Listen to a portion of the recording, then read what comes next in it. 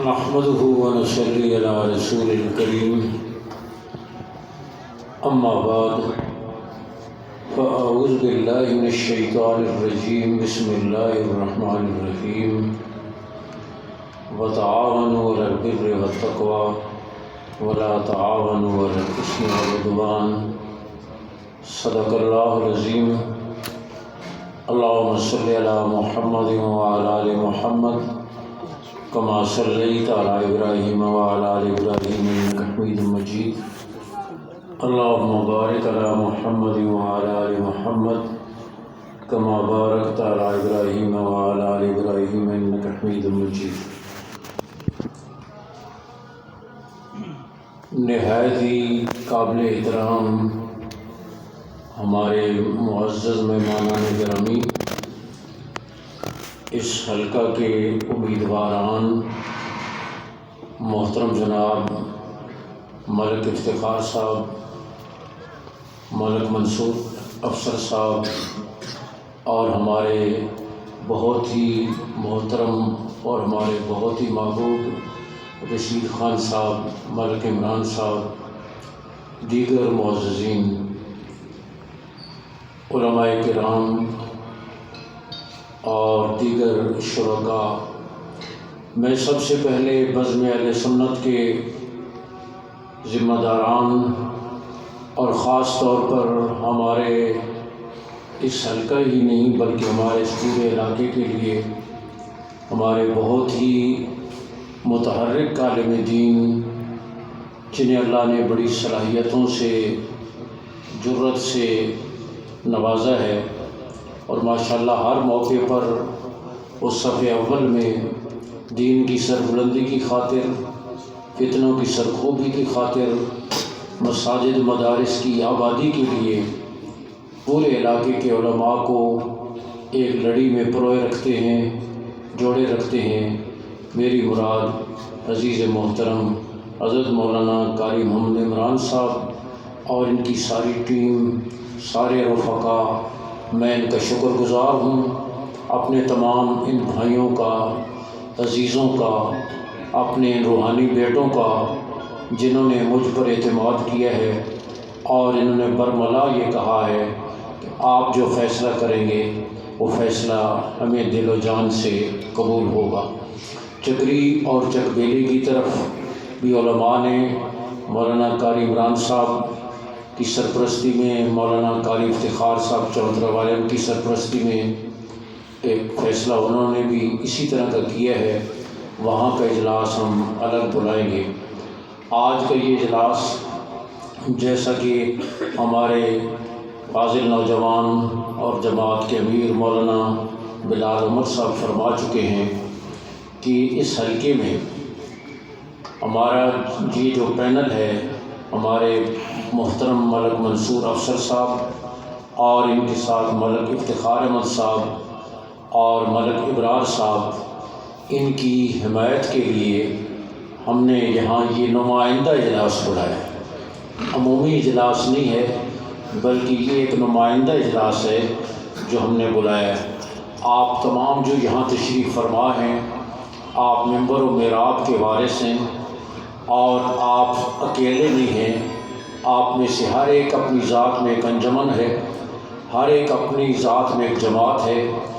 آپ کے مقتدی ہیں، سینکڑوں کی تعداد میں آپ کے شاگرد ہیں، آپ کے معتقدین ہیں، اور اس وقت میں یہی عرض کروں گا کہ آپ سب نے، جب ہم نے ایک اعلان کیا ہے ان حضرات کی حمایت کا، تو یہ اعلان ہم نے برملا کیا ہے اور ہم پورے طریقے سے پھر انشاءاللہ ان کے ساتھ آخر وقت تک تعاون کریں گے، انشاءاللہ کریں گے نا انشاءاللہ۔ اور میں آج بھی یہ کہتا ہوں، تمام ذرائع ابلاغ ایک طرف اور منبر و محراب کی طاقت ایک طرف۔ مشرف کے دور میں بہت یہ آواز لگ رہی تھی مین سٹریم علماء کو قومی دھارے میں لایا جائے۔ ایک پروگرام تھا اور پی ٹی وی والوں نے مجھے بلایا، کچھ اور لوگوں کو، تعلیمی اداروں والوں کو بلایا، مجھے مدارس کی طرف بلایا اور کہا مولانا آپ لوگ یہ خول میں مت رہتے ہو، آپ کا اپنا ایک حلقہ ہوتا ہے، یہ درس ہے، یہ واعظ ہے، یہ جمعہ ہے، یہ مجلس ذکر ہے، یہ مدرس ہے۔ ہم چاہتے ہیں کہ آپ مین سٹریم میں آئیں، ہم آپ کو قومی دھارے میں لانا چاہتے ہیں۔ میں نے کہا توبہ کرو، جتنا مولوی مین سٹریم میں اتنا اور ہے ہی نہیں۔ میں نے کہا میں مسجد میں نماز پڑھاتا ہوں، میرے پیچھے فوجی بھی، سویلین بھی، 5ویں گریڈ والا، 15ویں گریڈ والا، 20ویں گریڈ والا، دودھ بیچنے والا، سبزی بیچنے والا، پنچر لگانے والا، ڈاکٹر، انجینئر، سارے میرے پیچھے نماز پڑھتے ہیں۔ میں ان سے ملتا ہوں، وہ مجھ سے ملتے ہیں۔ میں روزانہ سینکڑوں ہزاروں لوگوں سے ملتا ہوں، اپنے شہر کی سطح پر، دوسرے شہروں کی سطح پر۔ جو کام میں آج کر رہا ہوں یہی کل میرا طالب علم بھی کرے گا، بخلاف آپ یونیورسٹی کے جس ڈپارٹمنٹ جاتے ہیں، فزکس میں جاتے ہیں تو کیمسٹری میں نہیں، انگلش میں جاتے ہیں تو اردو میں نہیں، ہسٹری میں جاتے ہیں تو جغرافیہ میں نہیں، کیمسٹری میں جاتے ہیں تو میتھمیٹکس میں نہیں۔ کہ جائے کہ آپ کو باہر کی دنیا کا پتہ ہو، آپ کو تو اپنی یونیورسٹی کے دوسرے شعبوں کا پتہ نہیں ہوتا۔ تو مین سٹریم میں میں ہوں یا آپ ہیں؟ میں نے کہا ہم تو اتنے مین سٹریم میں ہیں، رات کو کسی کو ڈراؤنا خواب آئے نا فجر کی نماز کے بعد، وہ بھی مجھے پتہ ہوتا ہے۔ کسی کی بیٹی کی رخصتی ہونی ہو مجھے پتہ ہوتا ہے، بیٹے کا نکاح ہونا ہو مجھے پتہ ہوتا ہے، دکان کا افتتاح ہونا ہو مجھے پتہ ہوتا ہے، آج کی درخواست دی ہو، نام نکلا ہو یا نہ نکلا ہو مجھے پتہ ہوتا ہے، شادی چل نہ رہی ہو مجھے پتہ ہوتا ہے، علیحدگی ہو جائے مجھے پتہ ہوتا ہے، بزرگوں کی روح نہ نکل رہی ہو مجھے پتہ ہوتا ہے، نکل جائے تو مجھے پتہ ہوتا ہے۔ دنیا کا کوئی مسئلہ ایسا نہیں ہے جو ہمیں پتہ نہ ہو۔ تم کیسے کہتے ہو کہ ہم مین سٹریم میں نہیں ہیں؟ ہم سے زیادہ مین سٹریم میں اور کوئی نہیں۔ میں کہنا یہ چاہتا ہوں کہ آپ مین سٹریم میں ہیں، آپ نے نبض پہ ہاتھ رکھا ہوا ہے معاشرے کا، اور آپ ممبر و محراب کے وارث ہیں۔ اس لیے آپ حضرات بغیر کسی جھجک کے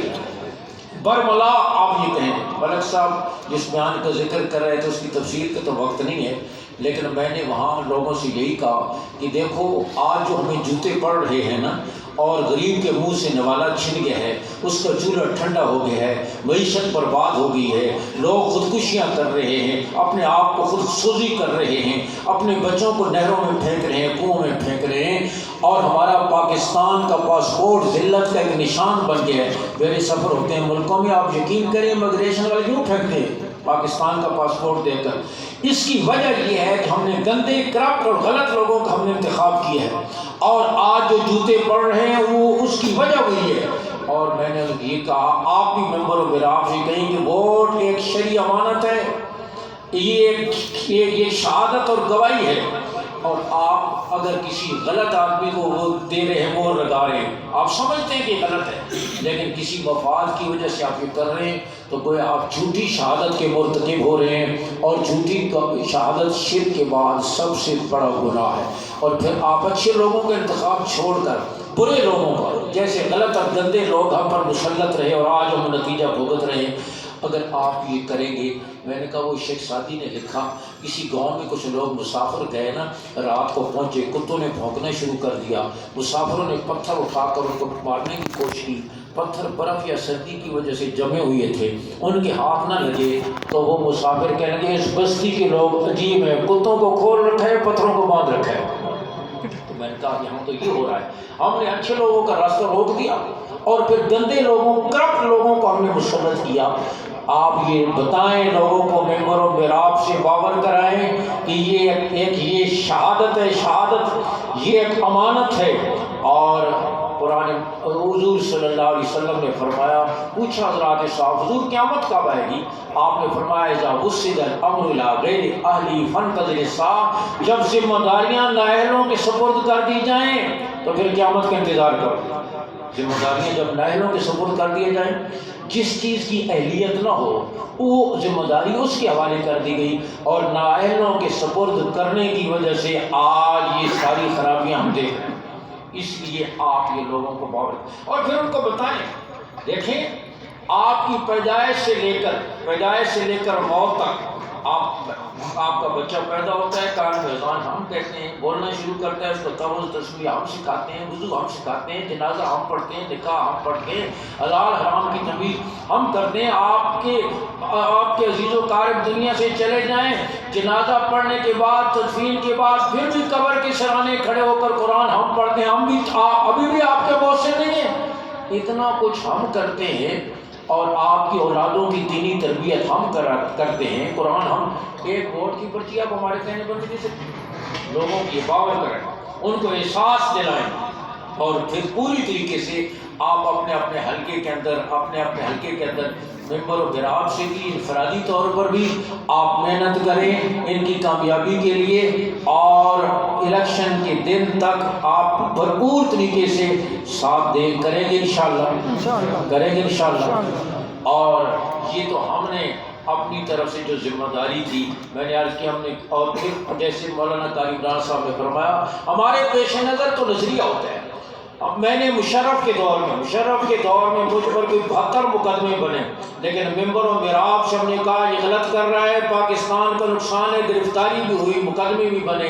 میں نے بارہا کہا آپ دین کے خادم بن جائیں، ہم آپ کے جوتے پالش کرنے کے لیے تیار ہیں، ہم آپ کے جوتے سر پر رکھنے کے لیے تیار ہیں، اگر آپ دین کے خادم ہوں گے تو ہم آپ کے جوتے اپنے سر پر رکھیں گے، اور آپ دین کے خادم نہیں ہوں گے تو پھر ہمارے جوتے تمہارے سر پر ہوں گے۔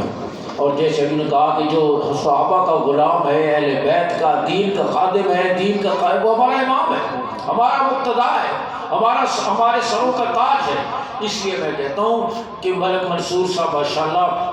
پہلے بھی اور ساتھ رہے ہر نشیب و فراز میں دین کی سربلندی کے لیے، اور آئندہ بھی انشاءاللہ رہیں گے۔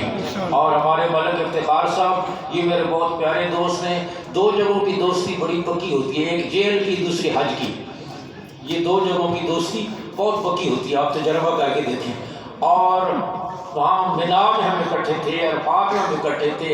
اور پھر اس وقت سے ان سے بڑا محبت کا تعلق ہے۔ اور ملک ابرار صاحب بھی ہمارے دینی پروگراموں میں ہر پروگرام میں شریک ہوتے ہیں، یہ بھی تشریف لاتے ہیں، اور ہم ان سے بھی یہی کہ اللہ رب العزت نے اگر یہ ذمہ داری، دیکھیں یہ امانت ہے،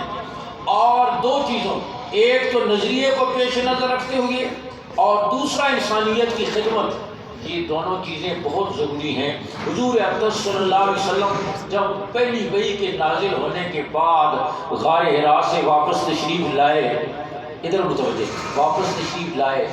آپ صلی اللہ علیہ وسلم کے بدن مبارک پر بخار کی کیفیت تھی۔ حضرت خدیجہ رضی اللہ تعالیٰ آپ کو تسلی دی، کلا واللہ لا یخزیک اللہ ابدا، ہرگز نہیں، اللہ کی قسم، اللہ آپ کو بے یار و مددگار نہیں چھوڑے گا۔ کیوں؟ حضرت خدیجہ رضی اللہ عنہ کو قربان جاؤں، نبوت پوری امت کو تسلی دیتی ہے، ام المومنین خدیجہ نبوت کو تسلی دے رہی ہے۔ جن الہامی الفاظ کے ساتھ حضرت خدیجہ نے تسلی دی، بخاری کی شروع کی روایت ہے، انک لتصل الرحم وتحمل القلب وتکسب المعدوم وتقری الضیف وتعین علی نوائب الحق، اس لیے کہ آپ صلہ رحمی کرتے ہیں، رشتہ داری کے تعلقات کو آپ جوڑتے ہیں، جو کما نہیں سکتے آپ ان کو کما کر دیتے ہیں، یا کمائی کے مواقع فراہم کرتے ہیں، مصیبت زدہ لوگوں کی مدد کرتے ہیں، آفت زدہ لوگوں کی مدد کرتے ہیں، اور جس میں یہ خوبیاں ہوں اللہ اس کو بے یار و مددگار نہیں چھوڑتا۔ آپ غور فرمائیں، ام المومنین نے آپ کی عبادت کو نہیں ذکر فرمایا کہ آپ پورا مہینہ غار حرا میں اعتکاف فرماتے ہیں، 40 دن ہر وقت اللہ کی یاد میں رہتے ہیں، اس لیے کہ عبادت میرا ذاتی معاملہ ہے، میں نے کنت کرنی ہے، میں پیدا ہی اسی لیے کروں گا، میرے درجے بلند ہوں گے، جنت ملے گی، اللہ کا قرب نصیب ہوگا، لیکن میری کمیونٹی، میری آبادی کو، میرے حلقے کو اس سے کوئی فائدہ نہیں۔ میں سارا سال روزہ رکھوں، میری ذاتی چیز ہے، اس سے میری آبادی کو کوئی فائدہ نہیں، لیکن انسانیت کی خدمت، اگر بنی اسرائیل کا ایک مرد یا فاحشہ عورت پیاسے کتے کو پانی پلا دے، اللہ اس کی مغفرت کر دیتے ہیں، تو پھر انسانیت کی خدمت، ان کی پانی کی ضرورت، گیس کی ضرورت، بجلی کی ضرورت، اور دیگر علاج معالجے کی ضرورت، اس کو ہم کریں گے تو یہ اللہ کے یہاں کتنا قرب ہوگا۔ تو میں اپنے بھائیوں سے یہ کہوں گا، یہ باقی چیزیں آنے جانے والی ہیں، یہ ٹوٹو کرنے والی گاڑی، میں کہا کرتا ہوں چھوٹا بچہ بھی ٹوٹو والی گاڑی سے کھیلتا ہے، تو بھی ٹوٹو والی گاڑی سے کھیلتے ہو، وہ ذرا چھوٹی سے کھیلتا ہے تم ذرا بڑی سے، یہ کوئی چیز نہیں، اصل انسانیت کی خدمت ہے۔ اور پھر جو خدمت کرتے ہیں، انسانیت کی خدمت کرتے ہیں اور دین کی سربلندی کے لیے اپنے آپ کو پیش کرتے ہیں، دیکھو غازی علم الدین شہید لوہار کا بیٹا تھا، آج پوری دنیا اس کا نام عزت سے لیتی ہے، جھک جاتی ہے گردنیں، ہاں کیوں؟ اس لیے کہ اس نے تحفظ ناموس رسالت کے لیے اپنی جان دے دی، اس لیے دین پر جو اپنے آپ کو قائم رکھ، باقی چیزیں، اور یہ بھی اللہ کی طرف سے امانت ہوتی ہے، ایک آزمائش بھی ہے، ذمہ داری بھی ہے، ایک آزمائش بھی ہے، امانت بھی ہے کہ میں نے اپنے اس بندے کو یہ ذمہ داری دی ہے، دیکھو یہ کیا کرتا ہے، اس کو میں یہی درخواست کروں گا اور اس سے یہی امید ہے کہ انشاءاللہ یہ اسمبلی میں پہنچ کر، اور انشاءاللہ یہ اسمبلی میں پہنچیں گے، انشاءاللہ ہمارے دونوں بھائی اسمبلی میں پہنچیں گے، علماء کی دعائیں تعاون، اور پھر اسمبلی میں پہنچ کر بھی انشاءاللہ یہ دین کی سربلندی، تحفظ ناموس رسالت، تحفظ ناموس صحابہ اہل بیت، مدارس کا تحفظ، اور ہمارا تو یہی ہے، میں عرض کرتا ہوں کہ میں جب بھی کوئی دین کے لیے، مدارس کے لیے قدم اٹھاتا ہے، کوئی ایک بات بھی دیتا ہے، ہمارا جی چاہتا ہے ہم اپنی جان بھی اس پر قربان کر دیں، یہ ہمارے نزدیک بہت قابل قدر، تو اس لیے ہمیں امید واثق ہے، ہم دعا گو بھی ہیں، دعا بھی کر رہے ہیں، دعا بھی کر رہے ہیں، تعاون بھی کر رہے ہیں، اور غالباً میری اس علاقے میں 32-33 سال ہو گئے مجھے یہاں، میرا خیال ہے میں کسی سیاسی نشست میں پہلی مرتبہ اس انداز میں برملا کسی کے لیے حمایت کرا، کبھی پہلی مرتبہ، اور یہ ہمارے ساتھیوں کا اعتماد، ملک اپنے مولانا قاری عمران صاحب ہمارے اس حلقے کے ساتھی، اور ملک منصور صاحب اور ملک افتخار صاحب کا یہ تعلق اور تعاون، اور ملک ابرار صاحب کا، ہم نے برملا اور کھلے طور پر یہ اعلان کیا ہے، اور انشاءاللہ ہم پورے طور پر ان کے ساتھ بھی چلیں گے، دعائیں بھی کر رہے ہیں، اور ہمیں امید ہے کہ انشاءاللہ یہ علماء کرام، ممبر و میراب کے وارث، یہ امامے والے، سفید داڑھیوں والے، کل آپ ان کو مایوس نہیں کریں گے انشاءاللہ۔ اللہ تعالیٰ آپ کو بہت جزائے خیر دے، کامیابیاں نصیب فرمائے، قدم قدم پہ دستگیری فرمائے، وآخر دعوانا الحمدللہ رب العالمین۔